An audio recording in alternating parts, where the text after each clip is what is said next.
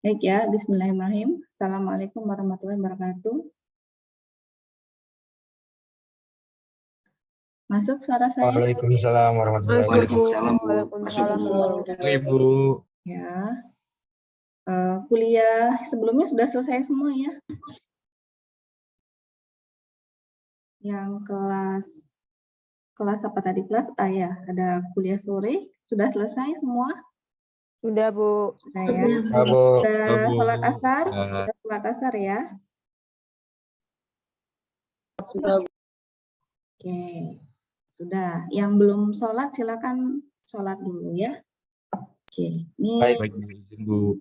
kita bisa mulai bahas case yang kemarin. Ada yang sudah mencoba menghitung?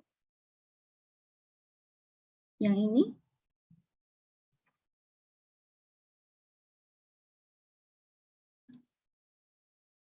Ada? Ada yang Mbak Nafira mungkin?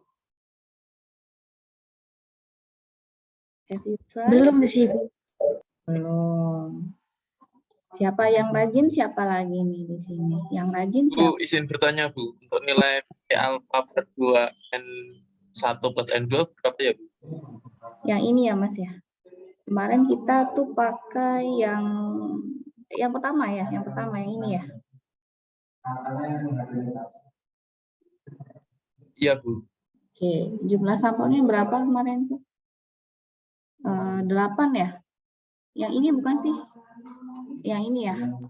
Iya, Bu. Oke, Iya, Bu. berarti 8 ditambah 8 dikurang 2.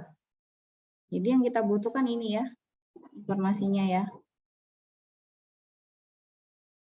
Nah, kita lihat di T-table-nya ya. Berarti yang kita butuhkan adalah T. Yang kita butuhkan adalah T.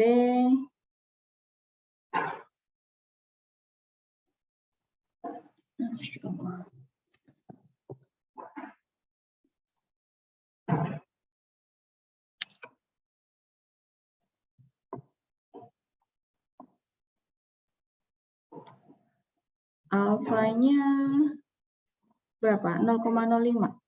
Alfanya 0,05. 0,05 per 2, berarti berapa tuh? 0,05 per 2, ya. N1-nya adalah 8 ditambah 8 dikurang 2. Berarti akan sama dengan T 0,025.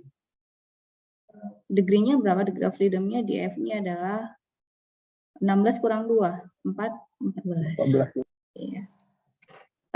Tabelnya belum saya bagi ya kemarin ya. Coba saya bagi tabelnya. Belum, Cok. Oke, saya bagi ya tabelnya ya. Udah, biarin lah. Mana? Komen-komen coba. Kak, kalau buat kaldunya bisa pakai yang lain. Ada noise guys, please.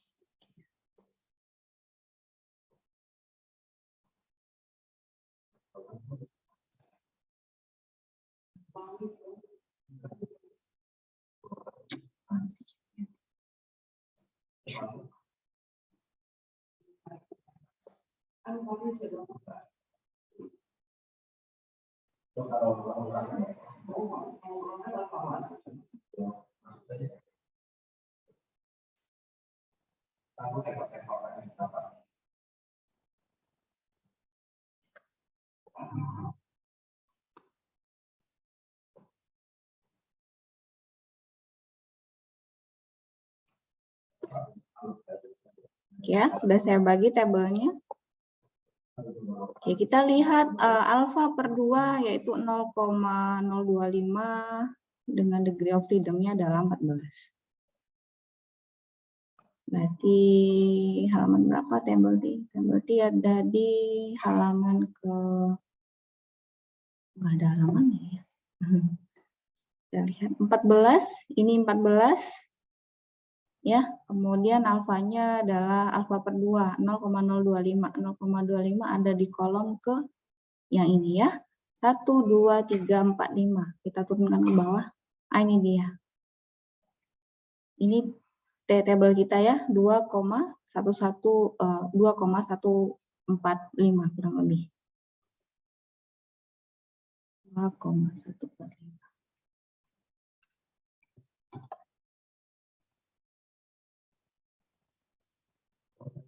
Ya, kurang lebih ya.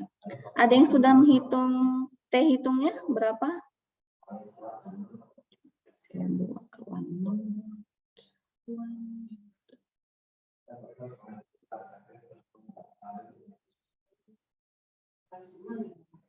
Nah, ini kemarin kita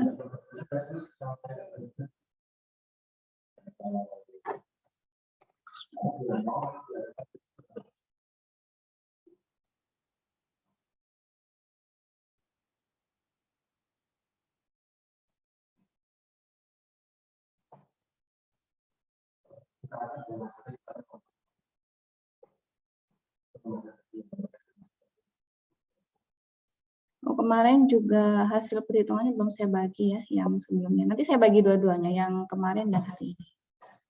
Oh ya, kemarin ada insiden itu ya, makanya saya tidak berani menyentuh laptop sendiri.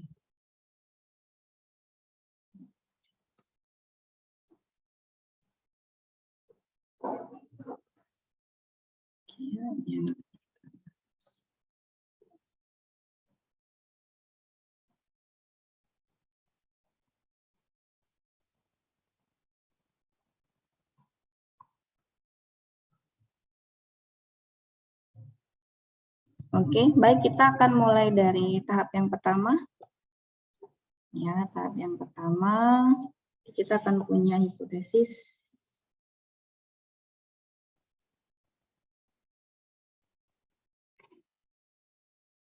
Yang pertama, kita akan punya H0 versus H1.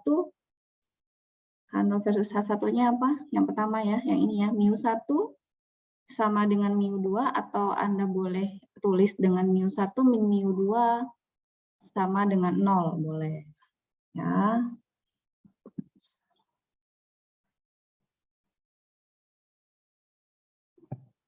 Ya, μ1 sama dengan μ2.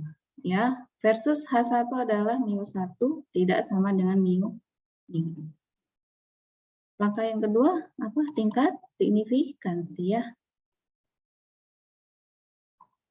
Signifikansi alfa, yaitu alfa yang kita pakai adalah 0,05. Yang ketiga, statistik hitungnya.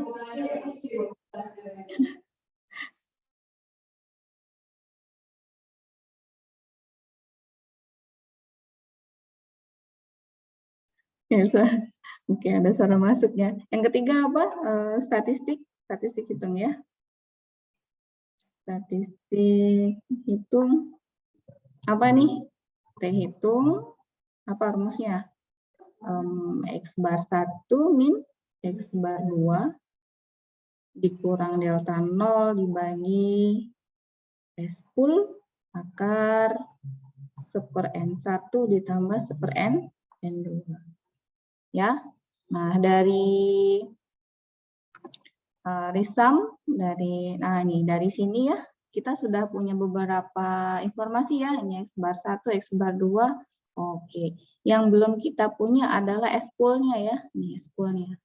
S pool-nya rumusnya apa? Ini ya, S kuadrat P, SP-nya ini. Nah, tapi di sini S kuadrat ya, jadi S-nya nanti akan kita ambil akarnya. Ya, oke, ini SP-nya, jadi S kuadrat P-nya, ada yang sudah menghitung sepertinya ya? Sudah, Bu. Boleh bagi ke saya ya. N1 kurang 1 kali S1 kuadrat ditambah N2 min 1 kali S2 kuadrat ya, dibagi dengan N1 plus N2 min 2. Oke. Jadi kita inputkan di sini 8 kurang 1 dikali S1 kuadratnya berapa? 2,39 ya. Kuadrat. Nah, ditambah N2 berarti 8 min 1 kali apa tuh? 2,98 kuadrat. Dibagi dengan, saya dikoreksi kalau ada yang salah ya. 8 ditambah 8 kurang 2. Berapa nih hasil akhirnya? 7,29. 7,29. Ini S kuadrat ya, S kuadrat P. Jadi kalau SP-nya berapa? SP-nya berarti akar gitu ya, dari 7,29. Ini hasilnya aku padamu loh ya, pokoknya ya. Jadi SP-nya berapa nih? Akar dari 7,29. 2,701. Siap, 2,701. Kemudian kita masukkan SP-nya ke T hitung ya. Langsung ke T hitung, di sini kita tulis T hitung sama dengan X bar satunya adalah berapa Cin? X bar satunya 92,255. Tipis ya, berarti tipis ya, 92,255 minus 92733. 92733. Dibagi, SP-nya adalah 2,701 dikali dengan akar gitu ya, 1/8 tambah 1/8. Berapa ini hasil akhirnya? Yang udah itu? Negatif min 0,3535. Ini ya. Yang lain sama? Sama lah ya. Nah, nanti silakan dikoreksi nih kalau nggak percaya sama Gunawan. Gunawan, mana perhitunganmu gitu ya. Tapi tenang aja, nanti kalau kita udah pakai Minitab kita nggak pakai kayak ginian ya. Yang penting Anda bisa konstruksi hipotesisnya dan mengambil kesimpulan ya. Dan tidak salah input. Nah, itu yang jelas. Baik, kita punya T hitung ini. Ini T hitung kita ya.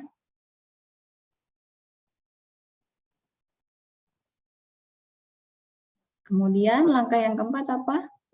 Menentukan daerah kritis ya. Daerah kritis. Apa?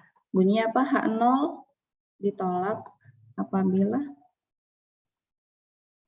itu ya, T hitung. Nah, karena hasilnya adalah negatif, T hitungnya negatif ya. Nah, berarti nanti T tabelnya juga kita negatifkan. Jadi Anda perhatikan ini. Yang pertama, nah, ini kan ada negatifnya nih. Jadi kalau T hitungnya ini hasil hitungannya adalah negatif, jadi kita bandingkan dengan yang negatif juga, yang ini. Jadi kita bandingkan dengan min T alfa per 2, bla bla bla bla ini ya. Atau dalam hal ini berarti min 2,145. Nah, gitu ya. Jadi ini kan positif nih tadi yang kita cek di tabel tadi. 2,145. Nah, namun karena perhitungannya T hitungnya adalah negatif, jadi kita negatifkan dia. Lebih kecil dari T. Nah, gitu ya. Jadi H0 ditolak apabila T hitungnya adalah min gitu ya, T alfa per 2 N1 plus N2 min 2 ya, min 2 tadi ya. Sekarang nah T berapa tadi? T 0,025 14 itu adalah sama dengan 2, berapa tadi Cin? 145. Nih 2,145. Ya, sedangkan T hitung kita berapa tadi? Min 0,355. Jadi ini kalau kita negatifkan di sini, ini kita negatifkan ya. Nah, sekarang pertanyaannya apakah memenuhi daerah kritis? Apakah memenuhi ini?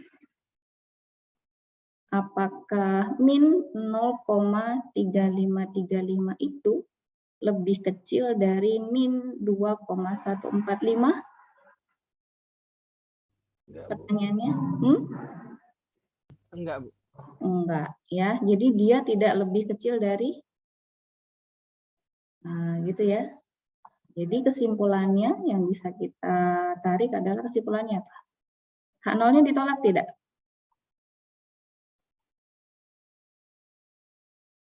Kalau dia tidak memenuhi, H0-nya ditolak tidak? Tidak, Bu. Tidak, Bu. Iya, H0-nya tidak ditolak karena gitu ya. Karena T hitungnya gitu. Dia tidak lebih kecil dari min T. Anda boleh tulis di sini. Nah, boleh begini, yaitu Anda kasih aja keterangan di situ, yaitu min 0,3535 itu dia tidak lebih kecil dari min 2,145. Gitu ya, maka H0-nya tidak ditolak. Artinya apa? Nih, H0-nya tidak ditolak. Artinya apa? Berlaku H0 ya. H0-nya tidak ditolak. Jadi pernyataan H0-nya ini dia tidak ditolak. Artinya katalis 1 itu ya min dari katalis 1 sama dengan katalis 2. Case-nya katalis ya. Kasusnya adalah kasus katalis. Jadi katalis dalam sebuah proses kimia gitu ya. Artinya apa nih? Kalau tidak ada perbedaan antara katalis 1 dan katalis 2, berarti katalis 2 bisa dong kita pakai. Ya, karena dia tidak mengubah proses kimia yang ada. Itu yang pertama.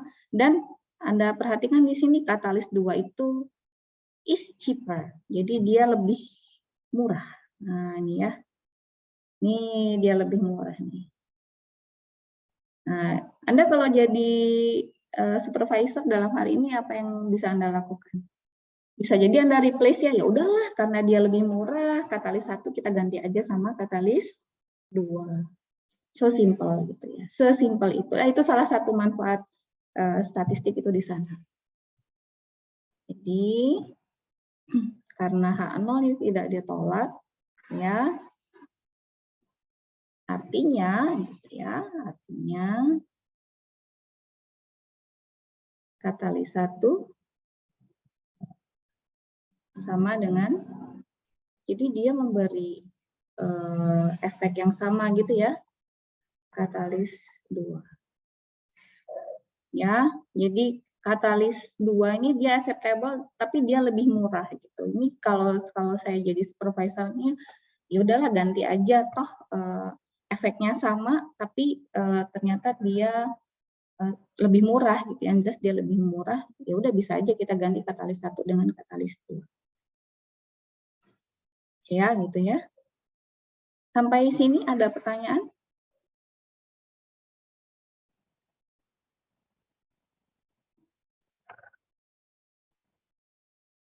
Tidak ada?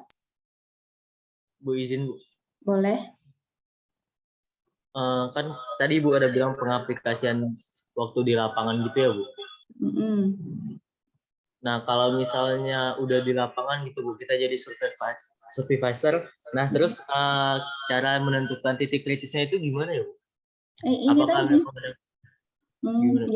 Gimana maksudnya? Kan kita udah nyari, misalnya kita pakai T atau Z. Nah untuk mencocokkannya itu bahwasanya H0 itu ditolak atau enggak itu gimana Bu? Ini tadi, dia masuk daerah kritis enggak? Yang nomor 4 tadi. Nah ini. Jadi H0, jadi ini bunyinya sama ya semuanya nanti ya. Ini zikirannya sama nih kalau di hipotesis nih. Dia step keempat pasti dia akan bunyi begini. H0 ditolak apabila T hitung, ya, kalau Anda menggunakan uji T, atau Z hitung kalau Anda gunakan uji Z, gitu ya. Nah, yang bersesuaian dengan uji hipotesis yang tadi diletakkan di nomor 1. Gitu. Jadi kan tadi yang bersesuaian, nah, jadi yang kita pakai kan yang pertama nih, yang ini ya, yang pertama. Nah, karena kita pakai yang pertama, nah ini dia, daerah kritisnya. Jadi daerah kritis itu dia berbunyi H0 ditolak apabila gitu ya. Atau di sini reject null hipotesis if T called bla bla bla gitu ya. Jadi kita sesuaikan. Nah, tadi kita sudah menghitung T hitung nih. T hitung kita ini. Kemudian nah T table kita berapa gitu ya. Nah, T table kita ini tadi nih. Kemudian kita bandingkan, T table kita adalah min min T table kita adalah min 2,145. Ini tadi kita dapat di mana?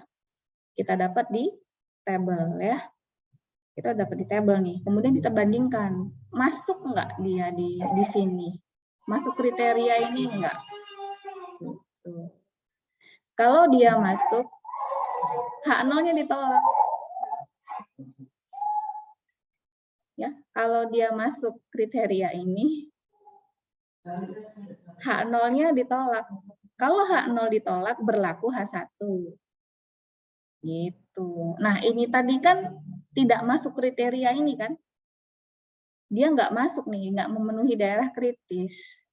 Jadi H0-nya kebalikannya, yaitu H0-nya tidak ditolak. H0 tidak ditolak itu berarti berlaku H0. H0-nya bunyinya apa tadi? H0-nya bunyinya O μ1 sama dengan μ2. Gitu Mas Aslan. Bu, berarti untuk T tabelnya itu ketetapan ya, Bu? Kenapa Mas? T tabelnya itu ketetapan ya, Bu? Iya, ditetapkan. Jadi T-table itu ditetapkan, disesuaikan dengan besaran alfa dan juga jumlah sampel. Ya, Anda perhatikan di sini T-nya itu adalah alfa per 2 dengan derajat bebasnya adalah N1 plus N2 dikurang 2. Gitu. Tapi nanti kalau kita sudah pakai Minitab nanti lebih simpel, Mas. Kita nanti cuma pakai p-value namanya atau probability value. Nanti saya kasih lihat, nanti kita akan head to head kan gimana caranya kalau kita pakai Minitab. Gitu ya. Baik, Bu. Makasih, Bu. Sama-sama. Ayo, pertanyaan lagi.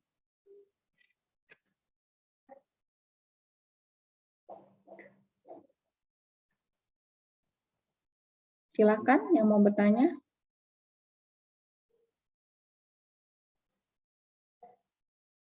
Tidak ada? Oke, kalau tidak ada berarti boleh saya kasih tugas ya. Boleh ya. Nah, yang ini dikumpul nanti. Oke. Di sini saya punya case. Anda perhatikan di sini, saya punya case di mana Anda harus menggunakan uji T ya. Dengan asumsi kalau kedua populasinya itu berbeda. Yang ini nih. Nih ya. Ini case ya, the other case. Jadi Anda pakai uji T, tapi ketika diasumsikan variansinya itu berbeda. Jadi Anda bisa pakai yang ini nih. Yang ada di slide ke-14. Ya. Nah, yang harus hati-hati di sini adalah menentukan DF-nya, degree of freedom-nya. Ini yang harus hati-hati ya, karena degree of freedom-nya itu Anda harus menghitung di sini. Nah, ini yang harus hati-hati ya. Jadi degree of freedom-nya kalau yang tadi kan cukup N1 tambah N2 dikurang 2. Atau N1N dikurang 1 atau N2 dikurang 1. Nah, kalau yang ini Anda harus menghitung degree of freedom-nya. Degree of freedom-nya agak complicated, sedikit lah ya. Ya, boleh ya? Ini dijadikan tugas ya. Boleh, Bu. Oke. Ada lagi pertanyaan? Kalau tidak ada pertanyaan sebelum saya ganti materi? Tugas saya buat di mana, Bu? Excel ya, Bu?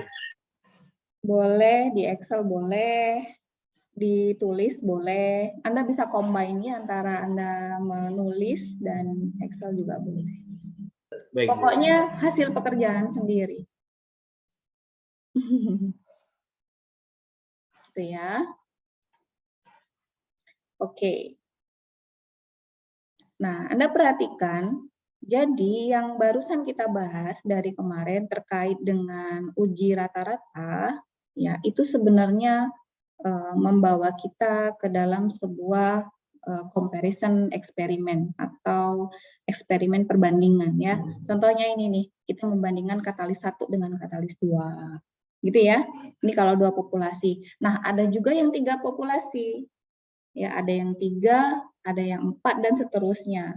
Nah, namanya analisisnya kita sebut dengan analisis variansi. Analisis variansi ya. Analisis variansi ini saya kasih singkat saja, tapi nanti akan kita bahas lebih panjang ketika praktikum ya. Analisis variansi.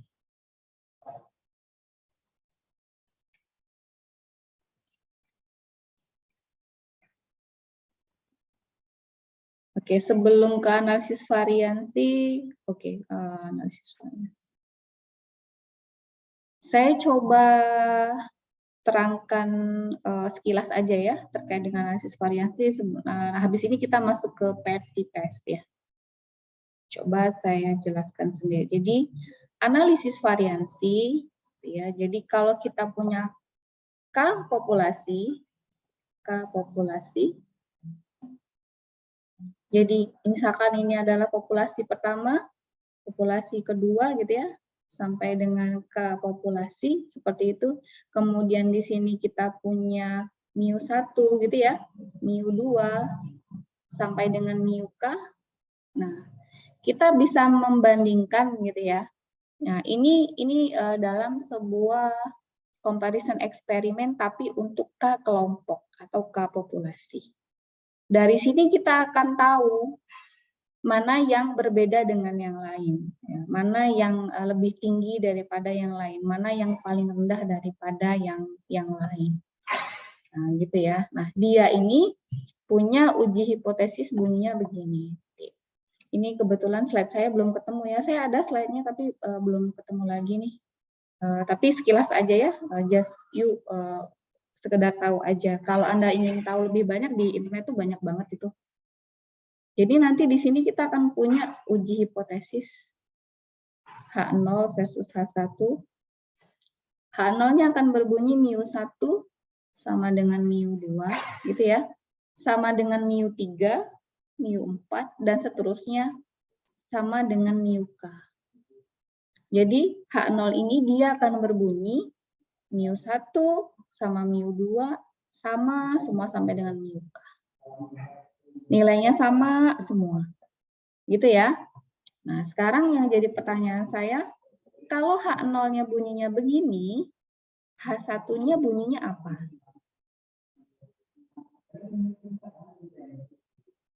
Ada yang tahu?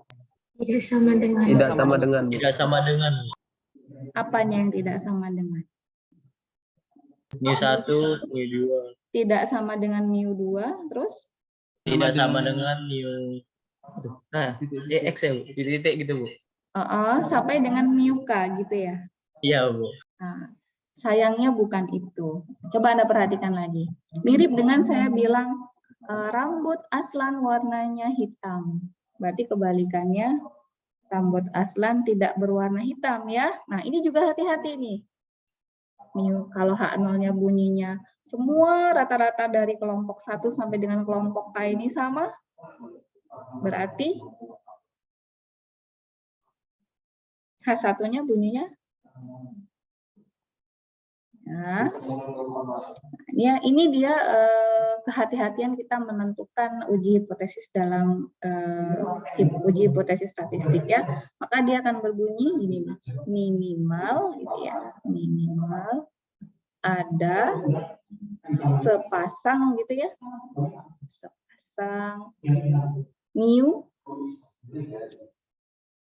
saya sebut I dan J untuk indeks yang berbeda. Minimal ada sepasang mu I dan mu J yang tidak sama. Nah, ini nih.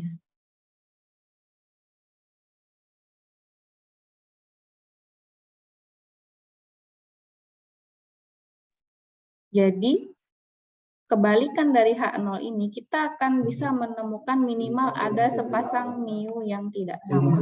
Apakah itu mu1 dengan mu2, ya, mu1 dengan mu3, atau mu1 dengan mu-K. Gitu ya. Atau mu2 dengan yang lain, atau mu3 dengan yang lain, dan seterusnya. Ya, kemudian step yang kedua, gitu ya, step yang kedua, ketiga, keempat, dan yang kelima sama dengan yang lain ya. Yang membedakan nanti di bagian statistik hitungnya. Nah, ini sengaja memang tidak saya berikan secara manual karena perhitungan statistik hitungnya itu ribet lah ya. Saya sebagai orang statistik juga ya udahlah serahin aja gitu ya ke software. Nah, nanti ya kalau H0-nya ini ditolak gitu ya. Ini ada analisis kelanjutannya. Jadi kalau H0-nya ditolak, di sini bunyinya adalah minimal ada sepasang. Jadi kalau boleh dong lebih dari sepasang, ya karena dia bilang minimal boleh sepasang, 2 pasang, 3 pasang, dan seterusnya, ya atau pasang-pasang yang lain gitu kan. Contohnya kalau misalkan di sana ada 3 mu, maka kemungkinan ada 3 pasang yang mungkin maksimal. Ya kalau ada 4 berarti ada berapa pasang tuh. Tapi minimal ada sepasang, berarti minimal ada 1 pasang mu-i dan mu-j yang tidak sama. Nah, nanti analisis kelanjutannya daripada ini ketika H0-nya ditolak, itu ada uji kelanjutannya ya. Ada beberapa pilihan, ada yang namanya uji Tukey, kemudian ada Bonferroni, ada Tukey, ada Skiff, dan seterusnya. Ya, ini adalah ketika H0-nya ditolak ya. Ini hanya ketika H0-nya ditolak. Anda bayangkan kalau H0-nya tidak ditolak, H0-nya tidak ditolak, rata-ratanya sama semua. Kalau rata-ratanya sama semua, case close. Ya, kasus selesai. Oh, sama semua rata-ratanya. Berarti kasusnya selesai. Tapi kalau H0-nya ditolak, dia bilang minimal. Nah, berarti kita harus menemukan gitu ya, pasangan yang manakah yang berbeda. Nah, itu dipelajari di analisis variansi. Gitu ya. Coba nanti saya carikan bahan saya, bisa saya bagikan untuk Anda baca. Gitu. Oke, mungkin ini hanya sekilas, tapi apakah ada pertanyaan untuk analisis variansi?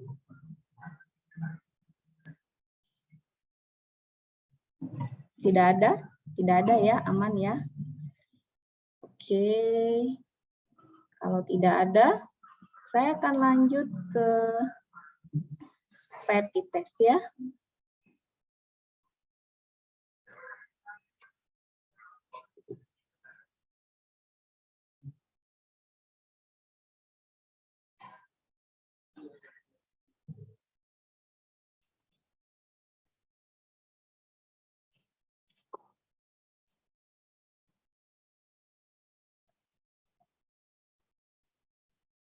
Saya bagikan di room chat. Ini cuma 36, yang lain kemana?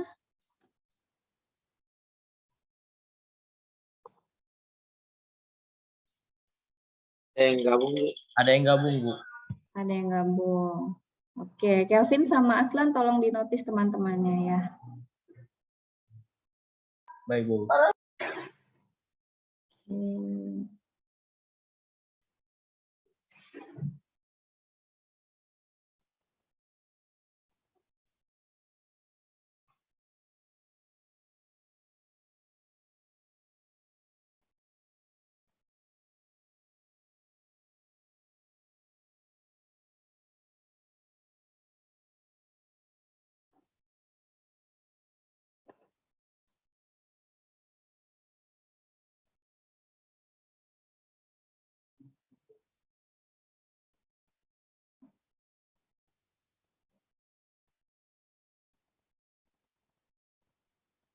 Oke ya, sudah saya bagi di room chat.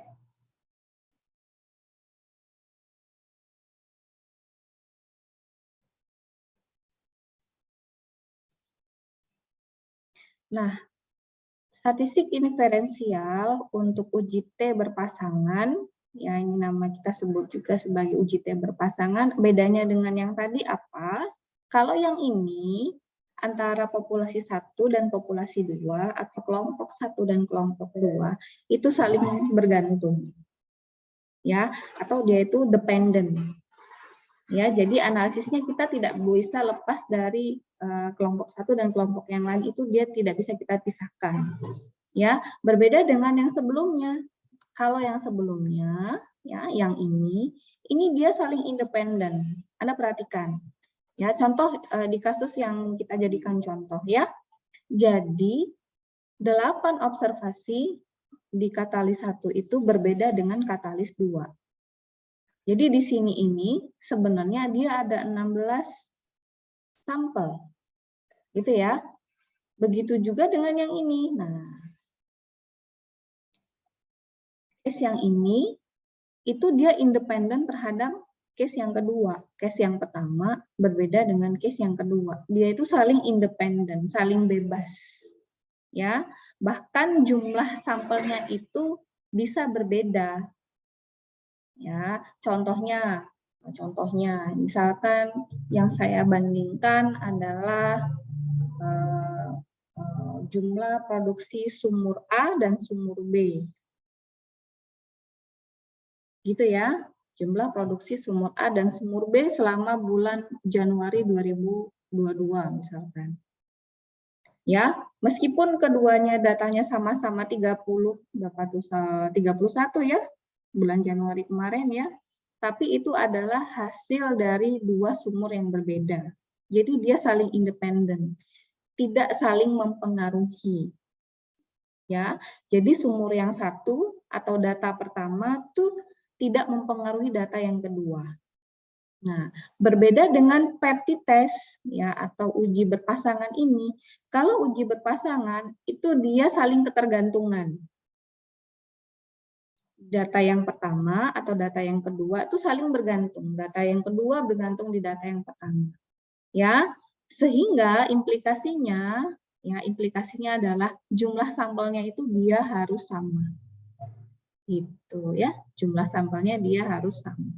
Bu, contohnya bagaimana, Bu? Contohnya misalkan, kalau yang independen tadi saya ceritakan dengan, hasil dari 2 sumur yang berbeda, sumur A dan sumur B, misalkan yang kita perhatikan adalah produksi minyak per hari, daily gitu ya.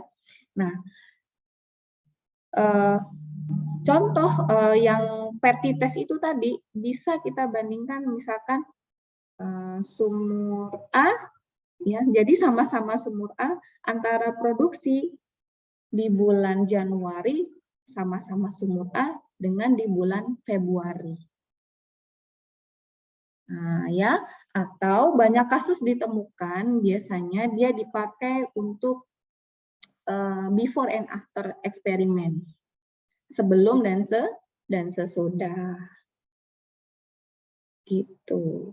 Contohnya lagi, misalkan saya membandingkan antara, misalkan saya bandingkan nilai statistik perminyakan untuk kelas 2A, kelas 2A aja nih, nilai ketika ujian mid semesternya, ujian tengah semesternya dengan nilai akhirnya.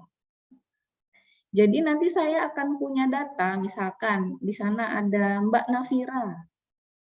Mbak Nafira tuh nanti di dalam pencatatan saya itu ada 2 data, before and after, atau nilai mid dan nilai UAS-nya misalkan. 1 Mbak Nafira, 2 Aslan, 3 Akbar misalkan. Ya, nilai mid-nya berapa? Nilai akhirnya berapa? Nah, itu biasanya adalah menggunakan subjek yang sama atau sampel yang sama. Ya, jadi implikasinya adalah jumlah sampelnya ketika kita menggunakan parity test ini, itu jumlah sampel kelompok pertama pasti akan sama dengan jumlah sampel kelompok yang kedua. Karena dia berpasangan, dia bergantung. Ya, kalau yang ini, yang sebelumnya itu dia independen, dia merdeka. Satu dan yang lainnya dia tidak saling mempengaruhi. Itu parity test ya. Dan perhitungan matematisnya dia jauh lebih sederhana ya. Kita lihat. Oke. Jadi kalau parity test itu ya, Jadi perhitungannya, nah, ini kita sesuaikan saja dengan kebutuhan ya. Anda mau pakai hipotesis yang pertama, yang kedua, atau yang ketiga. Ya, pertama, yang kedua, atau yang ketiga. Ya, Anda perhatikan ini. Jadi kalau kita punya kelompok 1, ya, kelompok 2, ini misalkan ada nomor sampel 1 gitu ya. Jadi misalkan di sini saya nomor 1, misalkan ini ada namanya Mbak Nafira misalkan. Nah, Mbak Nafira ini saya observasi 2 kali. Ya, di sini misalkan ada datanya adalah X11, maka di sini ada saya tuliskan sebagai X21. Gitu ya. Yang kedua ada Aslan. Berarti ini bisa dengan X12, di sini saya punya X22. Dan seterusnya sampai dengan N. N yang terakhir, data yang terakhir, misalkan di sini ada Akbar. Ya, di sini saya akan punya XN berapa? Oh, sorry, X1N ya. X1N dan X2N. Ya. Nah, di sini tuh dia ada selisih ya, atau difference. Jadi di sini kita akan punya selisih atau difference. Ya. Difference, yaitu bisa, tapi Anda harus konsisten ya, bisa X11 dikurangi X21, X12 dikurang X22, ya, dan seterusnya Anda konsisten. Atau bisa Anda balik, misalkan X21 dikurangi X11, nah tapi Anda sesuaikan dengan analisisnya. Ya, nah di sini misalkan saya tulis sebagai X gitu ya, XD1, XD2, sampai dengan XDN gitu ya. Nah, sehingga di sini bisa saya akan punya informasi terkait dengan rata-ratanya, saya lambangkan dengan X bar D, dan juga variansinya yaitu S kuadrat D. Nah, 2 informasi inilah yang kemudian kita masukkan dia ke statistik hitungnya ya. Jadi kita masukkan dia ke sini nih. Ya, so simple ya perhitungannya, yaitu T hitung sama dengan X bar D dibagi dengan akar, S kuadrat D dibagi dengan N. Ya, dan Anda perhatikan langkah yang keempat sama, daerah kritisnya kita sesuaikan dengan hipotesis kita yang di atas. Kita pakai yang pertama, kedua, atau yang ketiga. Pakai table T juga ya, T-table juga. Nah, ini dia. Ada pertanyaan sampai sini? Aman ya? Izin Bu, ini silakan. kan kalau misalnya tidak di bawah ini kan masih statistical inference untuk 2 sampel nih Bu. Terus perbedaan dari materi pertemuan sebelumnya itu gimana Bu antara PERTITES sama yang sebelumnya? Iya. Masih kurang paham di sana. Masih abu-abu ya. Saya kasih contoh lagi. Jadi kalau yang sebelumnya itu kita independen Mas. Nah, kalau ini adalah 2 kelompok yang independen. Ya, atau 2 sampel ini tuh dia independen. Independen, saling bebas, saling tidak mempengaruhi. Tidak ada ketergantungan. Kemudian kalau yang PERTITES, ya yang PERTITES, nah, itu dia dependen atau bergantung, atau saling mempengaruhi antara sampel pertama dengan sampel yang kedua, atau kelompok 1 dengan kelompok 2. Nah, ini dia punya relationship gitu ya. Kalau yang ini enggak. Kalau yang ini enggak, dia saling bebas, saling tidak mempengaruhi. Contohnya, ya, saya kasih contoh yang lain. Jumlah mahasiswa di 2A berapa? Ada berapa? 29. 29. 2B ada? 27 kalau salah. 27. Beda ya, 29 dan 27. Misalkan saya akan bandingkan ya nilai kelas 2A dan kelas 2B terkait dengan nilai ujian akhirnya. Nama-namanya pasti beda ya. Yang 29 orang di kelas A dan 27 yang ada di kelas B.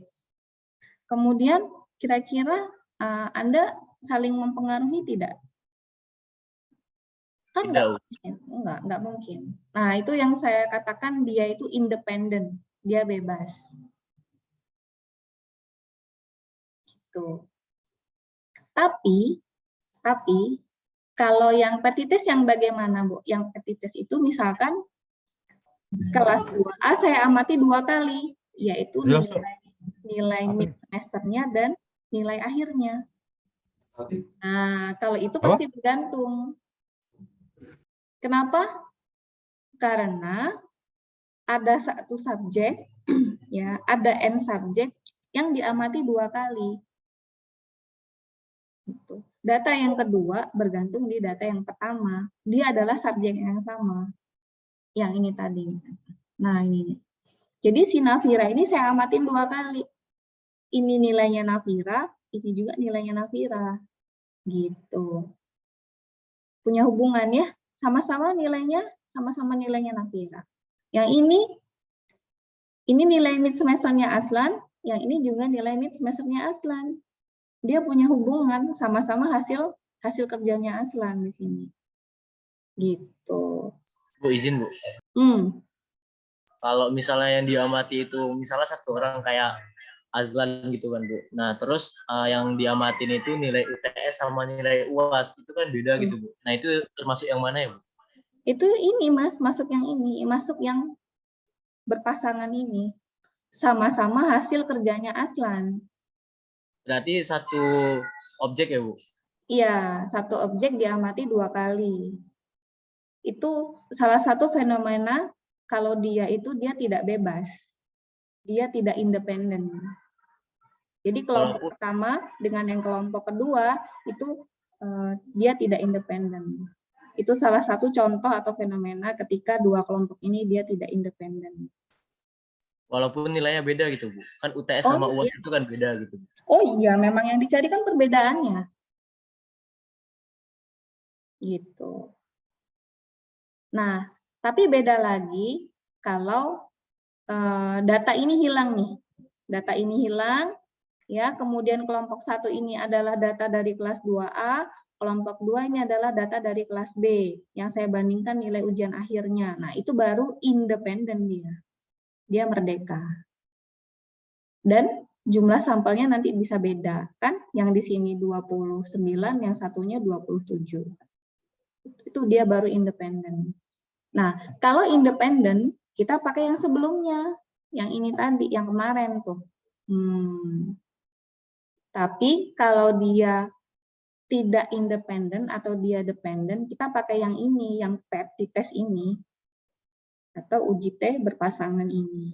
Gitu. Oke, aman ya? Ada lagi sebelum saya lanjutkan?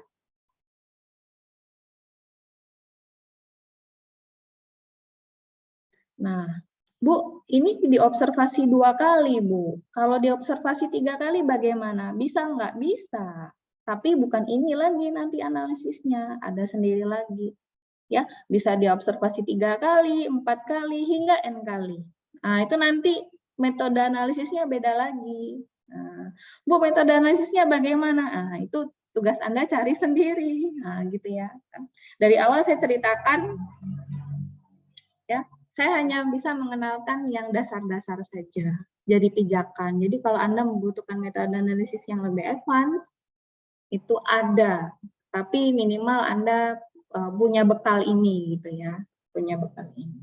Dan sekarang itu statistik itu sudah yang paling umum. Maksudnya saya perhatikan kesini ternyata sangat luas pemakainya. Ya, salah satunya itu justru orang ini ya, orang elektro ya, iya Pak Sigit ya. Jadi orang elektro itu menggunakan elektro dan kimia, Bu. Elektro dan kimia, iya. Ini elektro dan kimia industri sangat menggunakan statistik ini soalnya. Betul.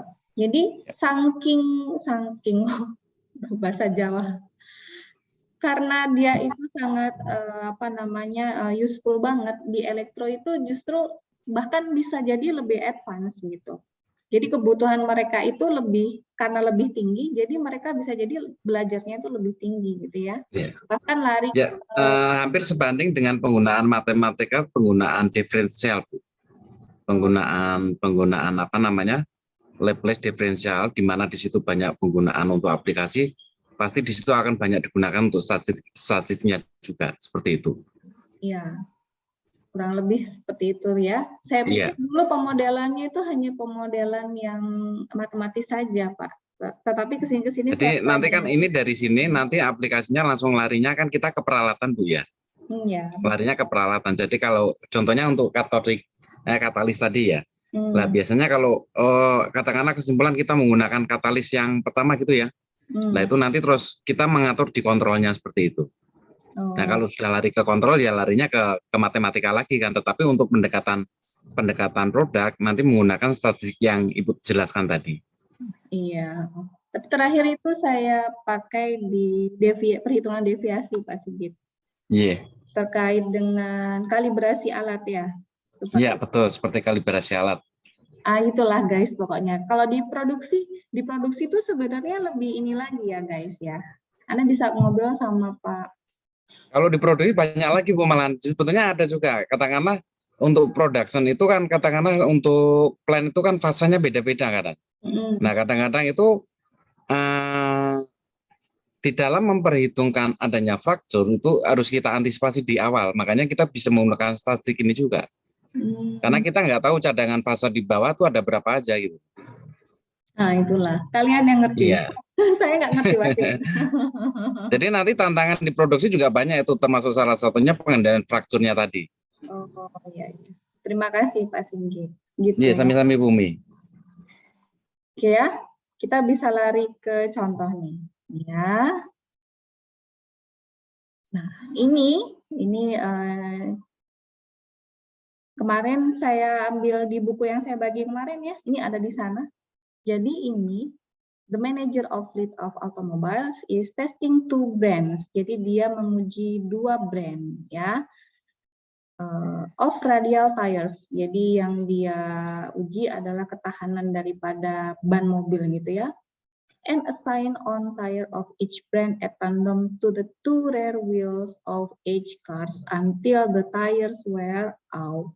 Jadi dia menguji 2 brand ban mobil gitu ya kepada 8 mobil. Ya, nah kemudian bannya itu dia pakai pada kilometer sampai ban mobil tersebut rusak gitu ya. Nah, sekarang pertanyaannya adalah brand mana yang mau Anda pilih? Ayo. Kalau Anda jadi supervisornya, apa yang bisa Anda lakukan dengan data ini? Jadi contoh nih mobil yang pertama. Jadi mobil yang pertama itu dia pakai brand 1, itu bannya aus atau rusak itu di kilometer 36.925. Brand kedua masih pakai mobil yang pertama, dia rusak di kilometer 34.318. Sampai kemudian di mobil yang ke-8. Nah, dia aus di kilometer yang ini nih. Nah, gitu ya. Nah, sekarang pertanyaannya adalah brand mana yang mau dipakai? Brand 1 apa brand 2? Mana yang Anda pilih? Gimana nih cara kerjanya nih? Kita bisa mulai dengan apa ya?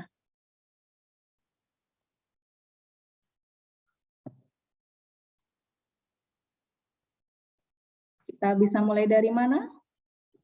Kira-kira? Ada yang punya ide? Dari yang paling cepat aus dulu, Bu. Dari apa, Pak? Dari yang paling cepat aus dulu. Dari yang paling cepat aus. Iya. Bukannya yang kita pilih itu yang ausnya di kilometer yang lebih banyak, Pak? Enggak, maksudnya parameter pembandingnya antara yang paling aus dan yang paling lama ausnya itu. Iya betul. Jadi kilometernya pasti yang kita cari yang mana yang lebih tinggi gitu ya, yang lebih banyak jarak tempuhnya gitu kan? antara brand 1 dan brand 2. Ada ide yang lain nggak? Kita bisa mulai dari mana? Dan kita bisa pakai alat ini di bagian mana?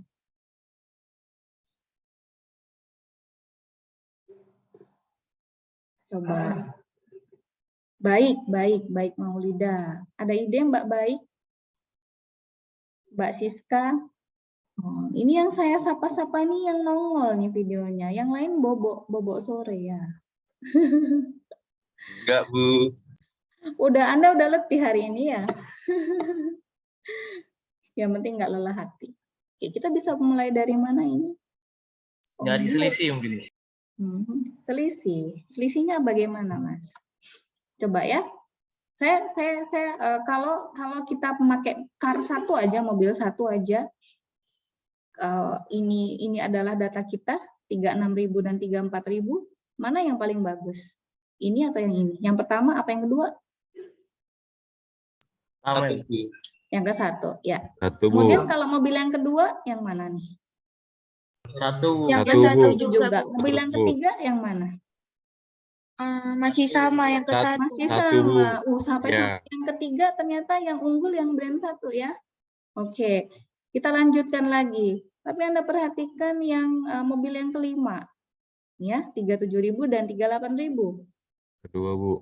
Iya, yang kedua. Terus mana lagi yang kedua? Oh, jadi tapi dia kalah cuman yang di kelima aja loh. Anda perhatikan ya. Nah, ini kalau secara kasat mata aja sebenarnya Anda sudah bisa melihat dari 8 mobil yang diuji coba, ya, itu 7 diantaranya unggul pakai brand 1. Benar nggak? Benar nggak? Benar, Bu. Iya, benar, Bu. Iya. Benar, Bu. Kalau nggak percaya, ambil aja rata-ratanya. Ini Anda rata-rata, ambil di sini, ya. Kemudian ini ambil rata-ratanya di sini. Ini kalau pertandingan sepak bola ini dari 7 pertandingan ini dari 8 pertandingan 7 dimenangkan oleh brand 1 kan gitu. Yang gitu nggak sih kalau sepak bola gitu ya. Nah, dengan demikian, Bu, ya udah Bu, brand 1 aja. Nah, tapi kalau secara statistik tuh nggak gitu. Jadi kalau Anda menyatakan brand 1 itu lebih bagus daripada brand 2, nah, itu bedanya itu atau menyatakan lebih bagusnya itu harus bisa dipertanggungjawabkan. Jadi lebih bagusnya itu dia signifikan. Gitu ya.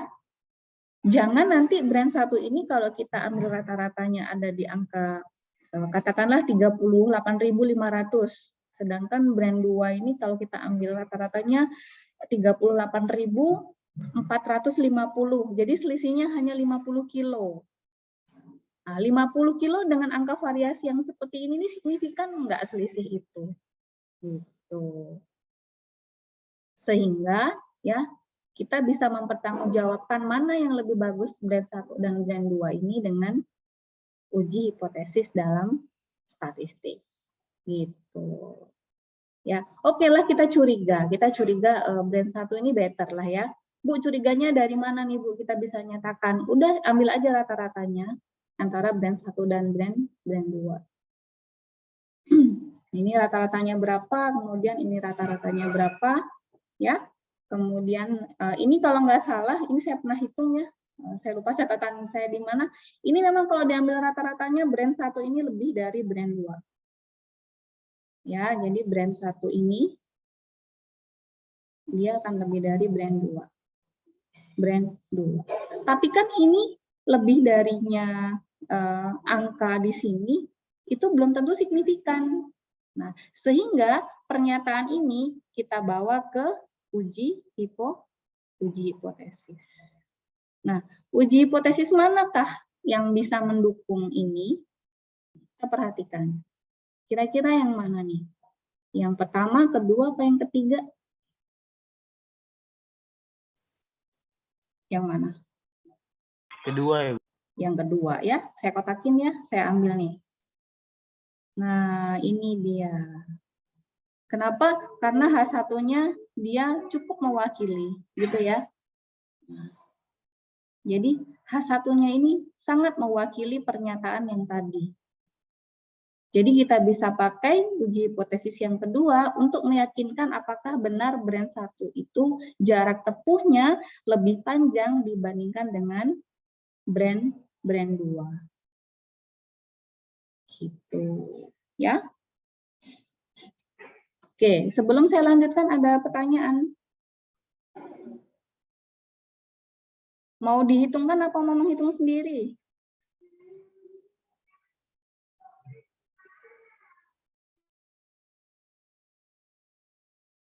Sekarang Hitung aja bersama, Bu. bersama, Bu. Oke, tunggu sebentar ya.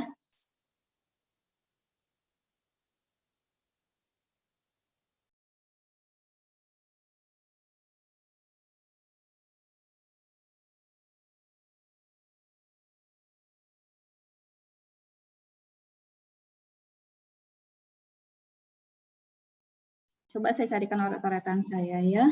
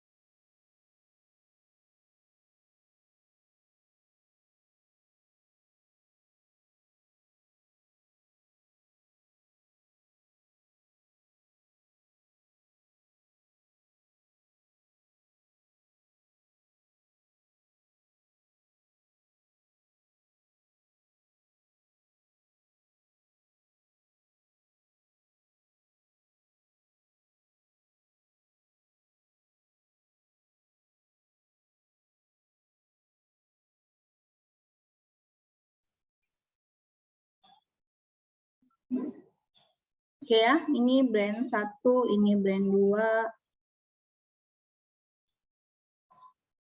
Ini mobil 1, 2, sampai dengan 8. Kemudian kita ambil rata-ratanya.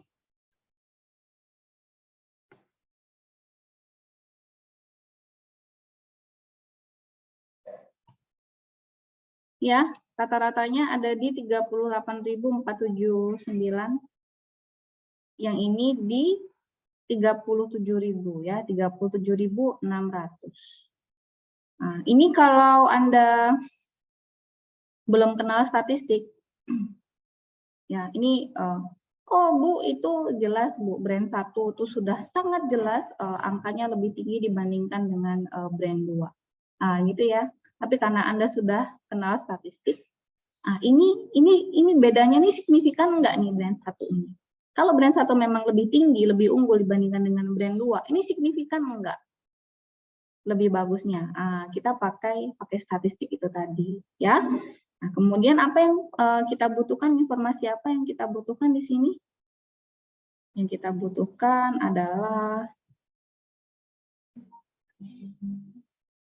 ini ya, X bar D dan S kuadrat D, ya, untuk menghitung T hitung ya. Kita butuh X bar D.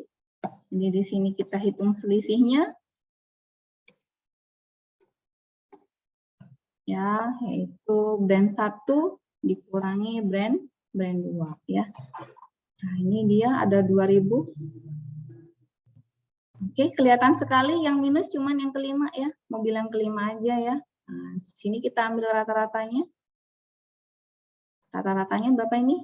868 ya. Kita ambil variansinya ya. Kita ambil variansinya.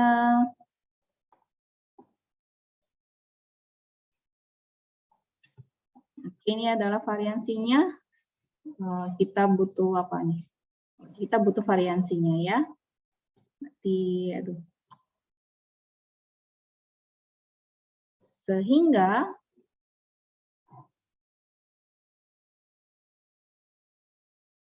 ya, ini coba saya tarik.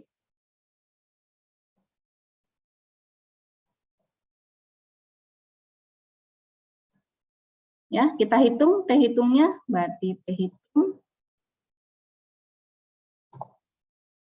Oke, sama dengan X bar D Oke, saya klik ya X bar D-nya ya. Dibagi akar. Nah, akar apa? Pakai Excel? SQRT ya. SQRT dari X kuadrat D. Ini saya klik. Dibagi N. N-nya berapa N-nya? N-nya 8 ya. Oke, ini T hitung kita ya. Berapa ini? 1,9. Ya. Oke. Coba saya pindah ke OneNote kita. Bu, itu enggak S kuadrat, Bu? S kuadrat, Mas, yang ini. Tapi formulanya kan sudah SQRT. Gimana? Bukan SQRT itu cuma akarnya aja, Bu. Akarnya kenapa?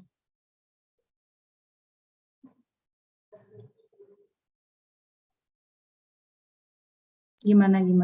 Ada yang kurang? Salah? Variansinya bukan dipadatin gitu, Bu. Enggak, kan VAR formulanya, Mas. Formula Excel-nya kan VAR kan? Nah, kalau Anda butuh standar deviasinya, itu STDEV. Nah, ini baru standar deviasi. Nah, standar deviasi ini pasti dia akar dari ini. Ini standar deviasi, ini variansi ya.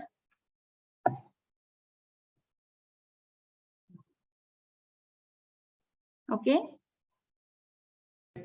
Terima kasih, Bu. Oke. Ya. Ya, T hitungnya ini ya, 1,9. Oke, coba saya pindah dulu ini, biar nanti waktu saya bagi lebih jelas ya.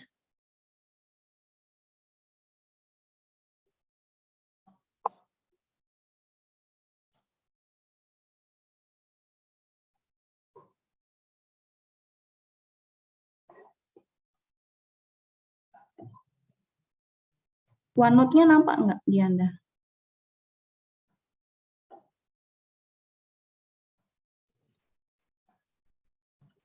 Oke ya, nampak ya sini ya. Nah, udah oke.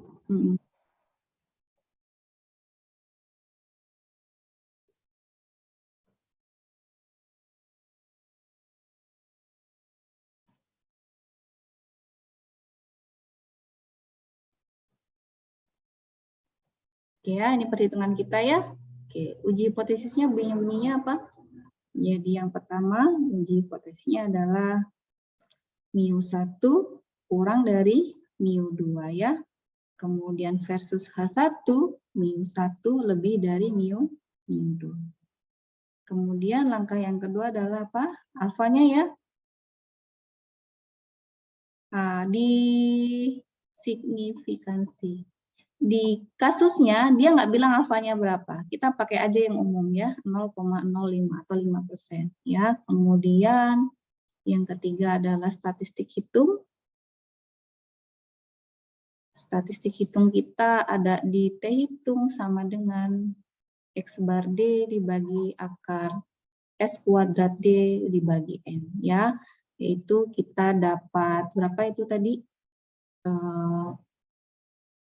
868,375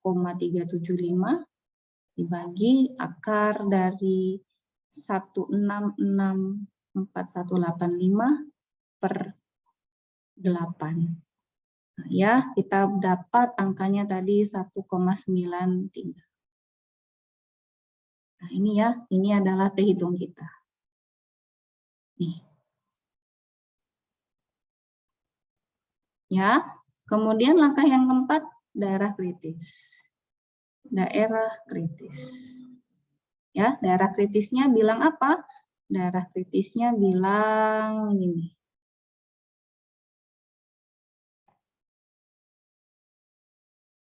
H0 ditolak jika ya T hitung lebih dari T alfa N min 1. Yang ini ya. Ini saya salin nih. Jadi, karena kita pakai yang kedua, ini daerah kritisnya nih. T hitung lebih dari T alfa N min 1. H0 ditolak jika T hitung lebih dari T alfa N min N1. Nah, pertanyaannya adalah berapakah T alfa? Alfa adalah 0,05, N min 1. 8 dikurang 1 berarti 7. Berapakah T 0,05 dengan degree of freedom-nya 7? Gimana? Ya, di sini 7 dan 0,05 yang ini ya, 0,05 ketemunya di sini. Berapa ini? 1,8945 ya. Nyaris banget. 1,8945.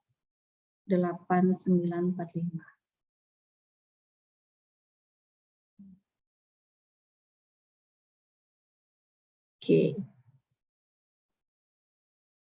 Oke, kesimpulan apa yang bisa kita ambil dari sini? Kesimpulannya bagaimana? H0-nya ditolak. H0-nya ditolak, iya. Yang lain kira-kira gimana? Kesimpulannya apa? Ditolak, Bu. Ditolak.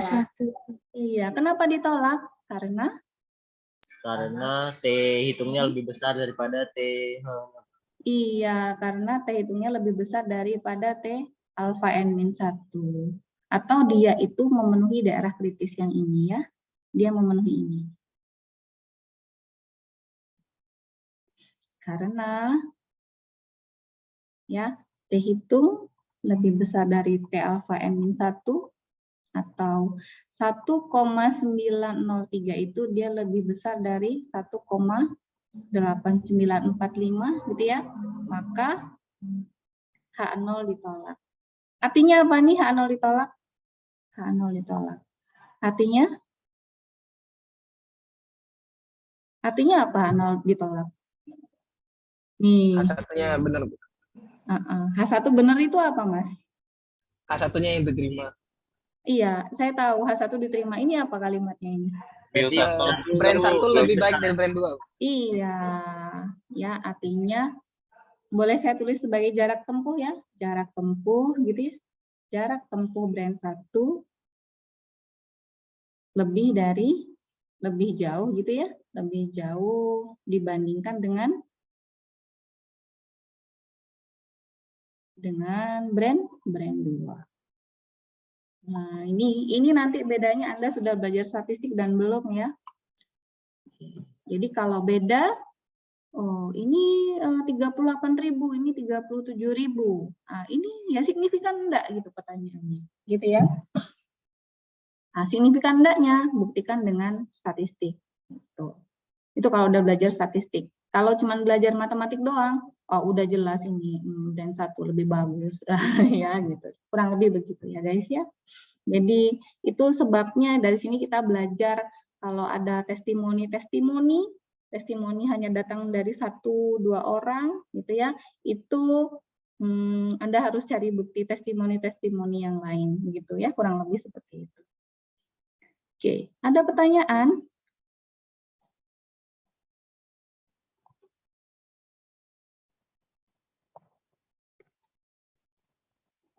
Tidak ada. Kalau tidak ada berarti aman. Aman sentosa. Insyaallah. Ya. Nah, ini kan pertemuan kita yang ke-5. Benar ya? Pertemuan kita yang ke-5 dari 16 JP teori yang kita butuhkan. Nah, jadi habis ini kita UTS dulu boleh ya? UTS dulu atau mau bahas tugas-tugas dulu? Saya tawarkan. Kayaknya boleh sih Bu, bahas tugas Bu ya. Oh, tugas-tugas dulu ya. Iya Bu, supaya kita lebih ngerti lagi Bu. Oke, kalau mau bahas tugas-tugas berarti tugasnya saya tambah 1 lagi boleh ya? Kayaknya 1 aja sih Bu. Kenapa? Tugasnya 1 aja. Terus gimana? Tugasnya kita kerja sama-sama Bu ya, atau gimana? Nah, boleh. Tapi kerjain dulu sendiri, kumpulkan ke saya, Anda udah uji coba baru kita bahas. Sepakat ya? Oke. Nah, untuk besok, untuk hari Sabtu, mau bahas PR-nya atau mau ke praktikum? Bahas dulu nggak sih? Bahas dulu. Baik, mau bahas yang ini dulu ya, ini lagi ya. Oke, berarti Iya, Bu. besok kita bahas, habis itu kita ada mid semester lah ya, meskipun nanti tambahan materi kita tinggal analisis regresi. Ya, baik itu yang sederhana maupun yang berganda, habis itu kita bisa UAS. Oke, ini bisa saya tambahin kalau gitu? Bisa saya tambahin, berarti PR-nya 2 ya, kayaknya ada 1 kasus lagi saya di slide selanjutnya, ada di sini. Nah, yang ini, Anda bisa mainkan di slide yang ke-8, berarti ada 2 ya PR-nya ya. Ada 2 PR-nya, coba ini saya snip, biar bisa langsung saya bagi.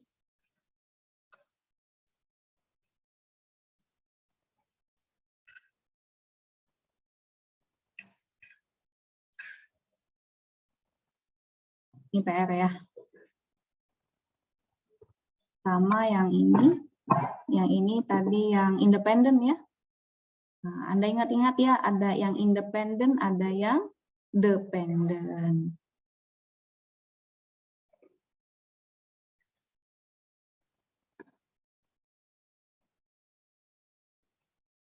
Nah, yang ini nih.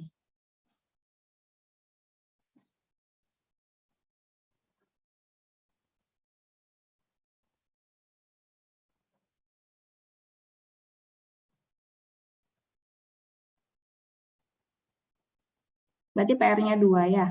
Nah, yang ini PR-nya berarti dikumpul. Dikumpul. Kumpulnya kapan ya, Bu? Ayo, mau kapan? Tapi masa kalau besok dibahas, gimana dong? Sebelum pertemuan kuliah besok aja, Bu. Berani? Berarti kalau ini kerjain dong. Boleh? Setuju, Bu. Boleh. Siap?